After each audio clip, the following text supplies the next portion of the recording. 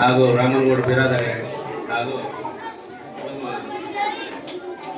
ಚನ್ನಗೌಡ ಬಿರಾದವರೇ ಹಾಗೂ ದಿವ್ಯ ಸಾನ್ನಿಧ್ಯವನ್ನು ವಹಿಸಿದಂಥ ಮಲೆ ನೃತ್ಯ ಗುರುಗಳವರೇ ಹಾಗೂ ನಮ್ಮ ಶಾಲೆಯ ಮುಖ್ಯ ಗುರುಗಳೇ ಹಾಗೂ ಗುರುಮಾತೆಯರೇ ಹಾಗೂ ಎಲ್ಲ ಸಹಶಿಕ್ಷಕರೇ, ವಿದ್ಯಾರ್ಥಿನಿಯರೇ, ವಿದ್ಯಾರ್ಥಿಗಳೇ, ಇವತ್ತು 8ನೇ ವರ್ಗದ ಬೀಳ್ಕೊಡುವ ಸಮಾರಂಭ. ಈ ಸಮಾರಂಭ ಇವತ್ತ ನೀವು ಈ ಶಾಲೆಯಿಂದ ಬಿಟ್ಟು ಹೋಗ್ತೀರಿ, ಆದರೆ ಮನಸ್ಸು ಮಾತ್ರ ಇಲ್ಲೇ ಇರ್ತದ. ಯಾಕಂದ್ರೆ ನಿಮ್ಮೂರ ಶಾಲೆ, ನೀವು ಯಾವಾಗಲೂ ನೀವು ಇಲ್ಲಿ ಕಾಳಜಿ ಇರಬೇಕು. ನಾವು ಇವತ್ತ ಇರ್ತೇವೆ, ಮತ್ತೆ 1-2 ವರ್ಷ ಆದ್ಮೇಲೆ ನಾವು ರಿಟೈರ್ಮೆಂಟ್ ಆಗ್ತೇವೆ ಸರ್. ನಾವು ಭಾಳ ದಿನ ಇರೋದಲ್ಲ, ಇಲ್ಲಿ 2 ವರ್ಷದಾಗ ನಾವು ಹೋಗ್ತೇವೆ. ಆದ್ರೆ ನೀವು ಈ ಶಾಲೆಯ ಕಾಳಜಿ ಇರ್ಬೇಕು. ಹೋಗ್ಬೇಕಾದಾಗ ನಿಮಗೆ ಒಂದ್ ಸ್ವಲ್ಪ ದುಃಖನೂ ಆಗತ್ತೆ ಮತ್ತು ಸಂತೋಷನೂ ಆಗತ್ತೆ. ಯಾಕಂದ್ರೆ ಉನ್ನತ ವ್ಯಾಸಂಗಕ್ಕಾಗಿ ನೀವು ಹೋಗ್ತೀರಿ. ಮುಂದೆ ಹೋಗ್ಬೇಕಾದಾಗ ನೀವು ಕೆಲವೊಂದು ತಪ್ಪುಗಳನ್ನ ನೀವು ಮಾಡಬಾರ್ದು. ಮುಂದೆ ಯಾವ ರೀತಿ ಇರ್ಬೇಕಂದ್ರೆ ನೀವು ಗುರು ಹಿರಿಯರಿಗೆ ಗೌರವವನ್ನ ಕೊಡುವಂತ ಕೆಲಸವನ್ನ ಮಾಡ್ಬೇಕು. ಅದೇ ಅವ್ರೇನ್ ಹೇಳ್ತಾರ ಬಿಡು, ಅವ್ರೇನ್ ಮಾಡ್ತಾರ ಬಿಡು, ನೀವು ಯಾವುದೇ ತಪ್ಪು ಮಾಡುವಾಗ ನಿಮ್ಮ ತಂದೆ ತಾಯಿಯನ್ನ ನೆನೆಸಲಿ. ಆ ತಪ್ಪುಗಳು ಆಗೋದಿಲ್ಲ. ಹೆಣ್ಮಕ್ಳು ಬಹಳ ಹುಷಾರಿರ್ಬೇಕು ಜೀವನದಲ್ಲಿ. ಮುಂದೆ ಯಾವುದೇ ಸಮಸ್ಯೆ ಬರಲಾರ್ದಾಗ ನೀವು ಹೋದ್ರೆ ನಿಮ್ಮ ತಂದೆ ತಾಯಿ ನೀವು ಸಮಾಜದಲ್ಲಿ ಎದ್ದು ನಿಂತಿರ್ತಾರೆ. ನೀವು ಇಲ್ಲ ಅಂದ್ರೆ ನಿಮ್ಮ ತಂದೆ ತಾಯಿಯವರು ಸಮಾಜದಲ್ಲಿ ನಿಲ್ಲಕ್ಕಾಗೋದಲ್ಲ. ಅದಕ್ಕೆ ನೀವು ಬಹಳ ಹುಷಾರಿರ್ಬೇಕು. ಹೆಣ್ಮಕ್ಳು ಕೂಡ ಅದೇ ರೀತಿ ಪ್ರತಿನಿತ್ಯ ನೀವು ಓದುವ ಅಭ್ಯಾಸವನ್ನ ಹೆಚ್ಚು ರೂಢಿ ಮಾಡ್ಕೊಂಡಿರ್ಬೇಕು. ಮತ್ತೆ ನಿಮ್ಮಲ್ಲಿ ಆತ್ಮವಿಶ್ವಾಸ ಇರ್ಬೇಕು, ನಂಬಿಕೆ ಇರ್ಬೇಕು. ನಿಮ್ಮ ಮೇಲೆ ನಂಬಿಕೆ ಇರ್ಬೇಕು. ನಾನು ಏನಾದ್ರೂ ಸಾಧಿಸಬಲ್ಲೆ ಅಂತ. ಇದು ರವಿ ಚೆನ್ನನ್ ಅವ್ರು ಅಂತ ಹೇಳಿ ನಿಮ್ಗೆ ಗೊತ್ತು. Ravi D Channan SP officer. ಅವನು ಯಾವ ರೀತಿ ಬಡತನದೊಳಗೆ ಇದ್ರು ಅಂದ್ರೆ ಅವ್ರಿಗೆ ತಿನ್ನಕ್ಕೂ ಕೂಡ ಗತಿ ಇದ್ದಿಲ್ಲ. ಅವ್ನು ಏನ್ ಮಾಡಿದ, ಸರ್ವರ್ ಇದ್ರೊಳಗ ಡಾಬಾದೊಳಗ ಸರ್ವ್ ಮಾಡ್ತಾರಲ್ಲ ಅಂತ ಕೆಲಸವನ್ನ ಮಾಡಿದವ. ಯಾಕಂದ್ರೆ ಹೊಟ್ಟಿಗೆ ಖುಷಿನೂ ಇಲ್ಲಾರ್ಕ ಸರ್ವ್ ಮಾಡಿ ಅವರು ಕಾಲೇಜ್ ಹೋಗಿ ಕಲ್ತು IAS ಆಫೀಸರ್ ಆದ.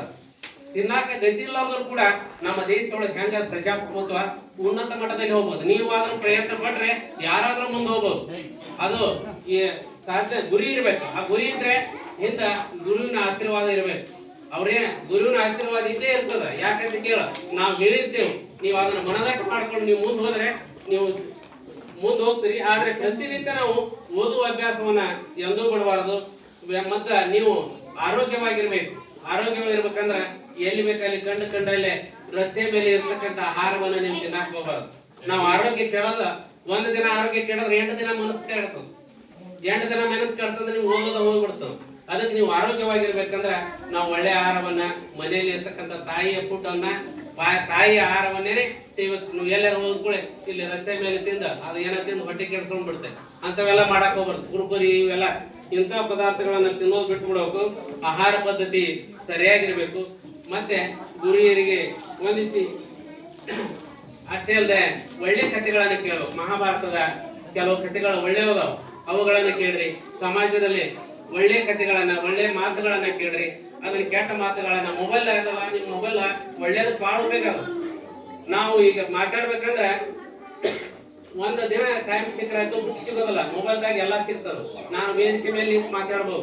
ಆ ಮೊಬೈಲ್ ನಿಮ್ಮ ಒಳ್ಳೇದಕ್ಕೆ ಉಪಯೋಗ ಮಾಡ್ಕೊಂಡ್ರೆ ಒಳ್ಳೇದಾಗತ್ತೆ, ಕೆಟ್ಟದಕ್ಕೆ ಉಪಯೋಗ ಮಾಡ್ಕೊಂಡ್ರೆ ಕೆಟ್ಟದ್ದಾಗತ್ತೆ. ಹೆಚ್ಚ ಎಷ್ಟೋ ವಿದ್ಯಾರ್ಥಿಗಳು ತಂದೆ ತಾಯಿ ನೋಡಿದ್ರೆ ಮೊಬೈಲ್ ಕೊಡಿಸ್ಲಾರ್ಕ ಅದ್ರಾಗ ಒಂದು ಕೆಟ್ಟ ಗೇಮ್ಗಳನ್ನ ಆಡ್ತಾರೆ. ಆ ಗೇಮ್ಗಳನ್ನ ಆಡಿ ತಮ್ಮ ಎಂತ ವಯಸ್ಸು ವಿದ್ಯಾರ್ಥಿಗಳು ಸಮಾಜದಲ್ಲಿ ಒಳ್ಳೆ ರೀತಿ ಬದುಕಬೇಕಾದಂತವ್ರು ಏನ್ ಮಾಡ್ಕೊಂಡ್ರೆ ತಮ್ಮ ಜೀವನವನ್ನ ಹಾಳು ಮಾಡ್ಕೊಂಡ್ರೆ ಮುಂದೆ ಹೋಗೋದೇ ಇಲ್ಲ. ಅದಕ್ಕೆ ನೀವು ಮೊಬೈಲನ್ನ ಒಳ್ಳೇದಕ್ಕೆ ಉಪಯೋಗ ಮಾಡ್ಕೊಳ್ರಿ. ನೀವು ಇಂದಿಲ್ಲ ನಾಳೆ ಮುಂದೆ ಹೋಗ್ತೀರಿ, ಮತ್ತೆ ನಿಮ್ಮ ಜೀವನ ಸಾರ್ಥಕ ಆಗುತ್ತೆ. ಅಂದ್ರೆ ನೀವು ತಂದೆ ತಾಯಿಗೆ ಹೆಸರು ಸಿಗ್ತದ, ನಮಗ ಹೆಸರು ಸಿಗ್ತದ. ಗುರುಗಳಿಗೆ ಕಲಿಸಿದ ಗುರುಗಳಿಗೆ. ನಾನು 8ನೇ ಕ್ಲಾಸಿಗೆ ಈ ವರ್ಷ ಹೋಗಿಲ್ಲ. ಯಾಕಂದ್ರೆ ಮೊದಲ ಲತೀಫ್ ಸರ್ ಬರೋಕ್ಕಿಂತ ಮೊದಲು ನಾನು ಗಣಿತ ಹೇಳ್ತಿದ್ದೆ. ಈಗ ನಾನು 4ನೇ ಕ್ಲಾಸ್ ಕೊಟ್ರು. ಹೀಗಾಗಿ ನಾನು 4ನೇ ಕ್ಲಾಸಿಗೆ ಭಾಳ ಹೇಳಿನಿ. ಅಲ್ಲಿ ಹೆಚ್ಚ ಯಾವಾಗ ಒಂದ್ಸರಿ ಹೋಗಿರ್ಬೇಕು. ಇನ್ನು ಮ್ಯಾಗ ಏನಾಗುತ್ತೆ ಒಂದು ವಿಷಯ ನಮ್ಮ ಹೆಡ್ ಮಾಸ್ಟರ್ ಕೊಟ್ರೆ ನಾನು ಅಲ್ಲಿಗೆ ಹೋಗ್ತೀನಿ. ಅಲ್ಲಿಗೆ ನಿಮಗೆ 8ನೇ ಕ್ಲಾಸ್ವರೆಗೆ ಮುಂದುವರ್ಸದಿಂದ ಹೇಳ್ಬೇಕು ಅನ್ನೋ ಆಸೆ ನನಗೂ ಅದ. ಯಾಕಂದ್ರೆ ನಾ ಇಲ್ಲಿವರೆಗೆ ಮಿನಿಮಮ್ 20 ವರ್ಷ ನಾ ಬರೇ 7ನೇ ಕ್ಲಾಸನ್ನ ಪಾಠ ಮಾಡಿದ್ದು. ಈ ವರ್ಷ 4ಕ್ಕೆ ಬಂದೆ.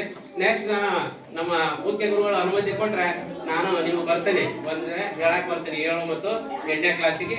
ಇಲ್ಲಿವರೆಗೆ ನನಗೆ ಮಾತಾಡಲಿಕ್ಕೆ ಅವಕಾಶ ಮಾಡಿಕೊಟ್ಟ ಅಧ್ಯಕ್ಷರಿಗೆ ಮತ್ತು ಮುಖ್ಯ ಗುರುಗಳಿಗೆ, ವೇದಿಕೆ ಮೇಲೆ ಆಸೀನರಾದ ಎಲ್ಲ ಮಹಿಳೆಯರಿಗೆ ಮತ್ತು ವಿದ್ಯಾರ್ಥಿನಿಯರಿಗೆ ನನ್ನ